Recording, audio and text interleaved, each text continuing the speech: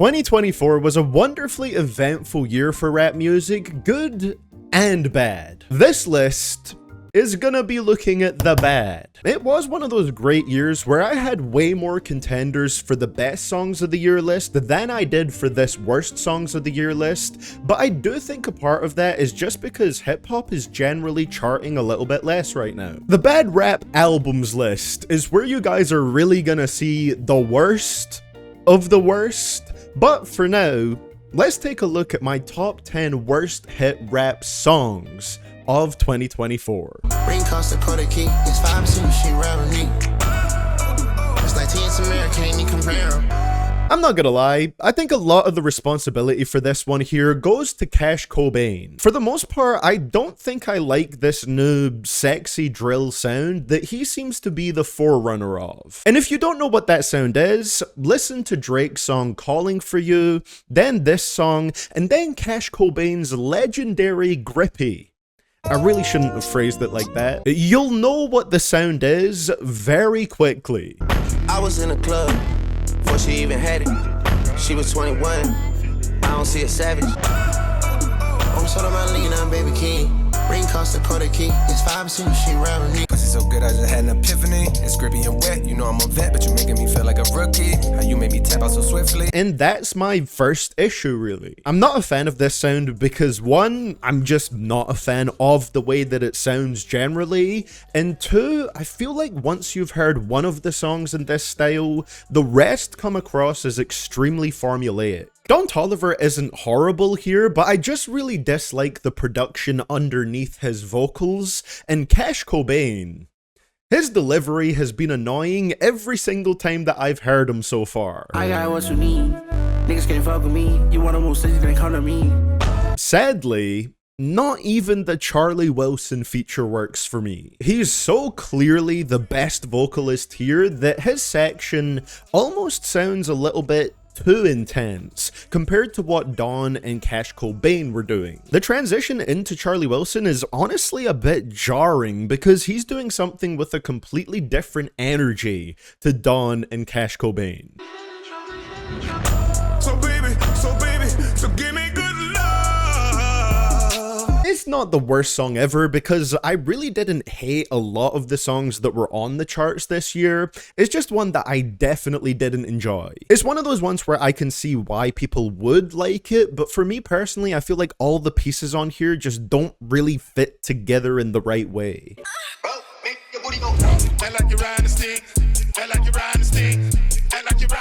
Most Drake songs post-beef this year were the most perfectly average tracks that you'll ever hear. Not good, not bad, just something that Drake happened to make. But Housekeeping Knows is just downgraded Rich Baby Daddy. And while Rich Baby Daddy was in my opinion a fun break from the mostly boring slog that was For All the Dogs, the context of this one just makes it feel even weaker. Did we need another basic ass Drake hit song like this with annoyingly dragged out sing rapping when you've shown us this year that you can actually still make good rap songs with push-ups and Family Matters? I can't get no 8 hours of sleep. Now when you here laying next to me. And then the hook, man. I hate this type of chorus, where it's just a sample of some guy annoyingly yelling.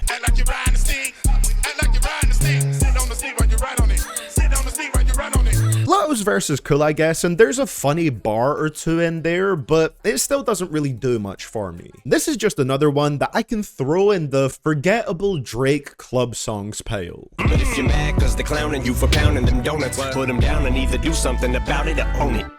At first, I was thinking of picking Bad One by Eminem for this spot instead of Road Rage, because I do really like the last 30 seconds with the juvenile interpolation a lot here. Oh, you want me to fucking chill and tone this shit down, huh? Yep, that shady speaking his mind like it was his mouth, huh? But the more that I think about it, That last 30 seconds really doesn't save the track from being the worst song on the album for me. Even with the context of this song being in character as Slim Shady, I am just not interested in hearing a song that is mostly dedicated to obesity and the coddling of overweight people. The biggest issue really is that it falls flat because I just don't know what this song is trying to be tonally. It's not over the top animated or insulting enough to really be a Slim Shady track, and it's not sincere enough to be an Eminem track. It's this confused middle ground, so it just ends up coming across as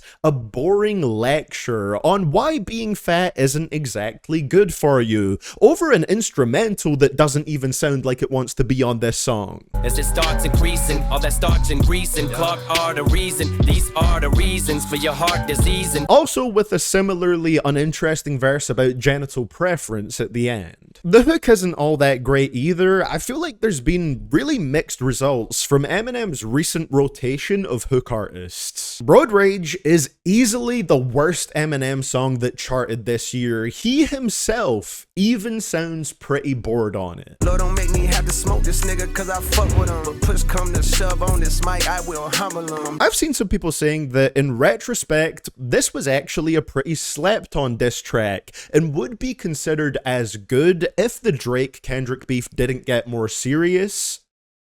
But I just don't agree. 7 Minute Drill is super weak. There's a reason Cole walked back this track, and it's mainly because a lot of his disses on it were like the knit of my shirt right now.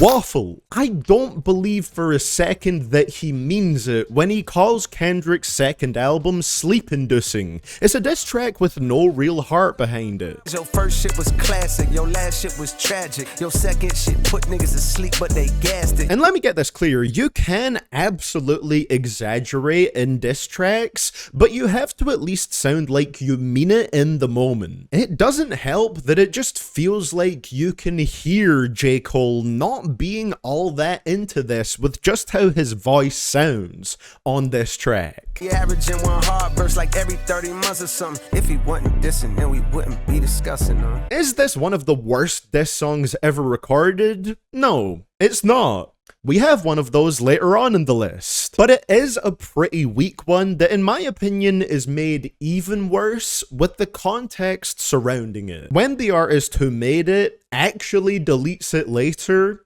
you can tell that they didn't really want to do it in the first place. Yeah, new contract, I read mine. They said I was lost. They thought I was a dead guy. At first, I didn't think I would be including any of Eternal Take Two's charting songs on this list, but the more that I listen to We Good, this might just be Uzi's worst intro track. It represents the issues that the album as a whole has pretty well. Uzi's flow doesn't sit on the beat very well, and as a result, it just sounds like a weaker version of tracks that Uzi has already made. It kind of feels like a bad Love Is Rage 2 track to me. Alright, but I'm really still the demon. She trying to show off for Uzi, that's for sure.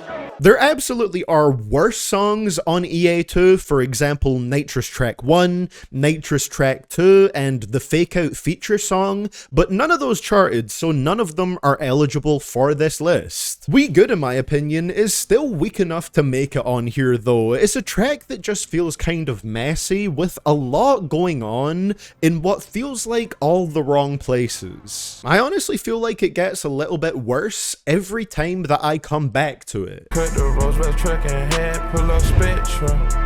I'm getting certain amount of cash, look like a set something. Much like it was difficult for me to pick my favorite Future hit song for the year from the 3 albums that he dropped, Mixtape Pluto alone made it very hard for me to pick what the worst Future song was from this year. But I think the lifeless performance of Ready to Cook Up makes it my least favorite. This sounds like it was recorded after Future had just woken up from some incredibly potent anesthesia. Every day we been getting throws, sipping text. It's a gang on the wrong side of the road, driving reckless. Not to mention, the beat itself sounds pretty weirdly mixed. Like, some elements of this are just so loud that it makes my head start ringing when I listen with headphones on, and that is not a good thing. Need a strip from methazine and some pain for my dogs. I got famous with these streets, nigga, I stayed real.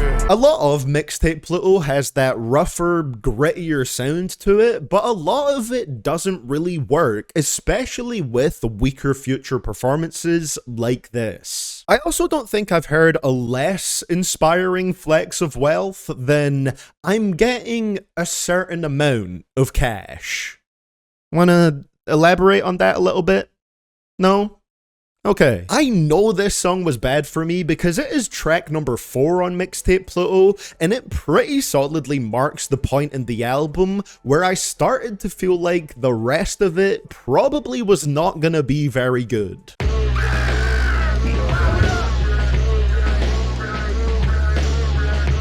There is nothing more annoying in a rap song than a distractingly noticeable vocal sample in the background that just seems to never end. It's pretty annoying in reviews too, I'm sure. Who made the decision to have that sample be so prominent? Was it Kanye? Was it the nitrous? How big even is that gap anymore? 2024 was the year of baffling musical decisions from Kanye West, and this song is a pretty perfect example of that. It is unlistenable in its current form. Outside of the annoying sample on the beat, Kanye and Ty sound like they're straining the hell out of their vocals with some scratchy, high-pitched singing on this one. It's rough, man. You look like a piece of hallelujah, but I respect your feelings when your toes try to touch the ceiling. Ty also somehow managed to have a less creative version of Drake's dim sum bar on this one. So that's not ideal. Now, would this be a good song if they simply just removed the vocal sample from the beat?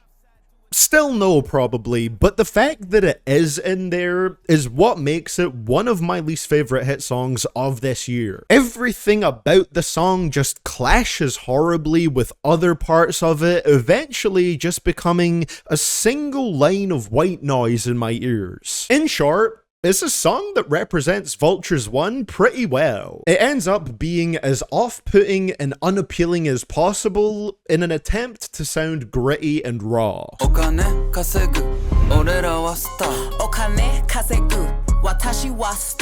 like Megan Thee Stallion. I think she had a pretty great year overall, but this is one of the most annoying songs that I heard all year. And it was like her most successful for some reason. Why do rappers love going for the Fisher-Price My First Piano instrumentals? I've made that joke like 3 times before, and I'll keep doing it if it keeps happening. It sounds so cheap and flimsy that the track already starts off on the wrong foot for me from the opening seconds.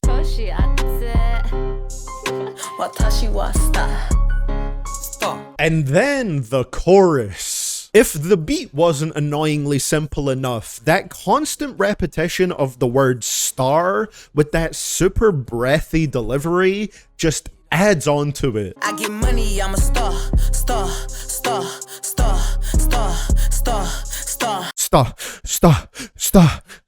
Oh, that feels weird. Is this song super popular because it's annoying? I genuinely don't get it. The Yuki Chiba verse does help add a pretty unique flair to the track that I guess could be kinda cool, but I'm sorry. Nothing will sound good over this beat to me.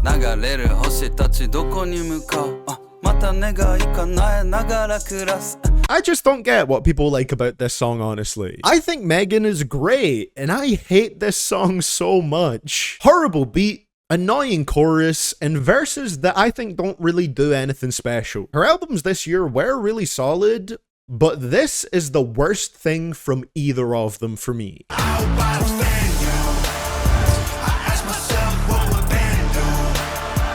This charted on the Hot 100, the main singles chart for songs in America.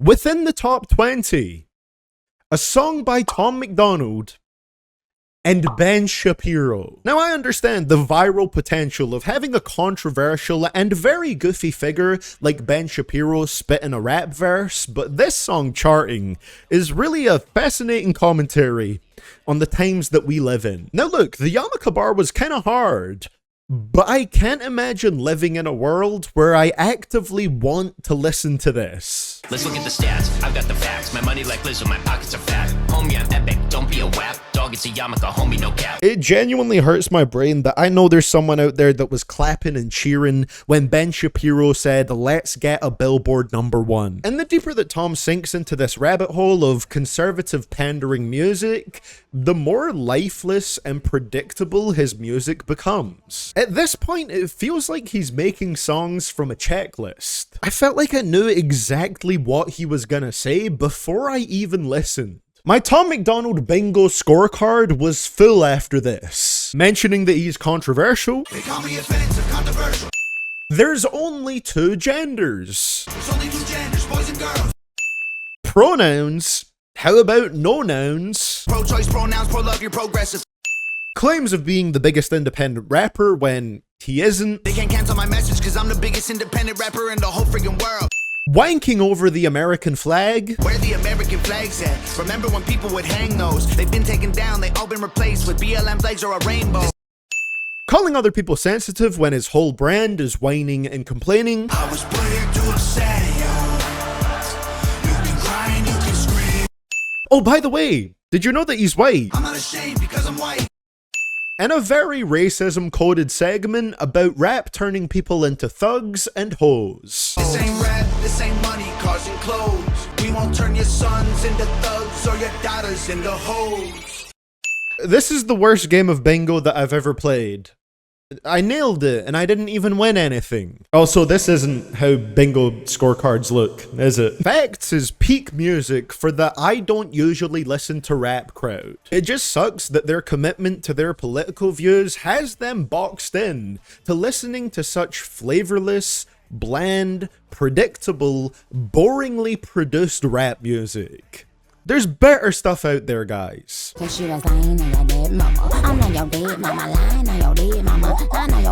isn't even a diss track. Bigfoot is just a few minutes of insane ramblings from a rapper who spiraled like crazy because of one line that Megan Thee Stallion had calling her and her convicted sex offender husband out. I almost feel like there's no words that I can say that would do it justice. If you've listened to this, you know that it's a horrendous wreck of a song. Nicki sounds outright unhinged with her delivery on this one, and not in the good, whoa, she's going off, she's going absolutely crazy kind of way. It's in the, oh my god, this is brutally embarrassing for her. A woman in her 40s who is still stuck in her high school mean girl phase kind of way. Bobs, I need a good alcohol bar.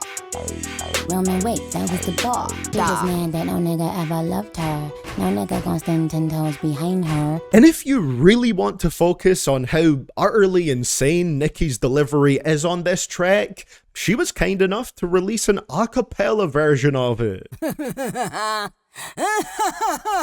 Sigh, how you fuck your mother man when she died?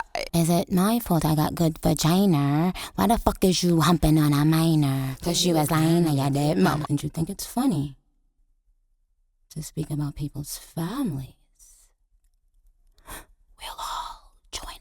Thanks, Nicki. And lyrically, I still can't get over the fact that Nicki's response to Megan Thee Stallion pointing out that Nicki's husband is a sex offender was, "You have lots of consensual sex." At least she got consent, Nicki. At the end of the song, she teased the second installment, but thankfully that has not seen the light of day yet, and it probably never should. I know you're not supposed to be nice in diss tracks, but this one just reeks of bitterness and envy, with Nicki coming out looking considerably worse than Megan here. Nicki Minaj considers herself the queen of the rap game, and the queen that she is is Cersei Lannister. Morally questionable choice of a man that she sleeps with aside, she displays a self-destructive amount of jealousy when she sees somebody younger coming up that she's afraid will take her spot. It fits a little bit too perfectly. Continue wearing that crown, Nikki.